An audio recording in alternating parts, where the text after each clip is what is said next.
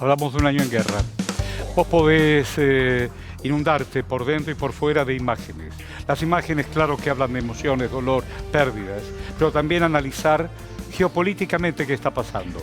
Leticia Martínez. Así es, Horacio, porque a un año, por supuesto, el primer impacto que siempre vamos a mencionar tiene que ver con, en este caso, las familias que perdieron sus familiares o que directamente perdieron sus casas. Pero como decías, Horacio, si te parece, vamos a primero recordar un poco cómo se dio el inicio de la guerra, los días previos, si se quiere, como estamos viendo ahora en la placa, los días previos al 24 de febrero, que es el día que Rusia sostiene que lanzó la operación especial, invasión de Ucrania. El contexto era, Putin reclamaba por el avance de la OTAN, la alianza militar. ¿Qué decía Putin? Que Estados Unidos y el resto de los países de la OTAN no estaban cumpliendo con la promesa que les habían hecho en la década del 90, post disolución de la Unión Soviética, de no avanzar en lo que sería el patio trasero de Rusia, si se quiere, los países vecinos, países que habían formado en algunos casos del Pacto de Varsovia. Esto Putin lo venía señalando, venía advirtiendo,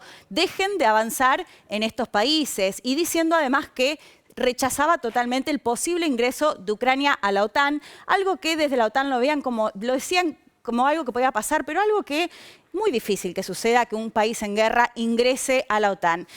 Lo que pasaba también a la par era que Estados Unidos, o la inteligencia estadounidense, sostenía que las tropas rusas estaban en la frontera con Ucrania. Y lo que termina pasando finalmente el 24 de febrero, comienza la invasión, para sorpresa hay que decir de varios, porque incluso analistas que no necesariamente eran prorrusos ni nada por el estilo, no creían que una invasión o una guerra podía llegar a darse. Bueno, Rusia lo llamó una operación especial, una operación militar, y es la fecha que se toma ya un año de la guerra. Horacio, si le parece, vemos la segunda placa, sí, claro, para contar un poco cómo se dio todo este año. Primero, Rusia empieza atacando distintas regiones. Recordemos que el argumento que da Vladimir Putin es que se estaba llevando adelante un genocidio en el este ucraniano, en lo que se conoce como el Donbass, además de sostener que lo que buscaba era desnazificar el territorio ucraniano. Pero la otra cuestión llamativa fue que los ataques no solo fueron en el este ucraniano, sino que fueron en otras partes del país, como por ejemplo la capital, Kiev. El cambio de estrategia que se da posteriormente es enfocar sobre todo estos ataques a la región del Donbass, a la región del este ucraniano. La respuesta de países, sobre todo de Europa y de Estados Unidos, entre otros, es sancionar económicamente a Rusia. Y a la par también lo que se da, por supuesto, el financiamiento por parte de la OTAN y el envío de armas a Ucrania.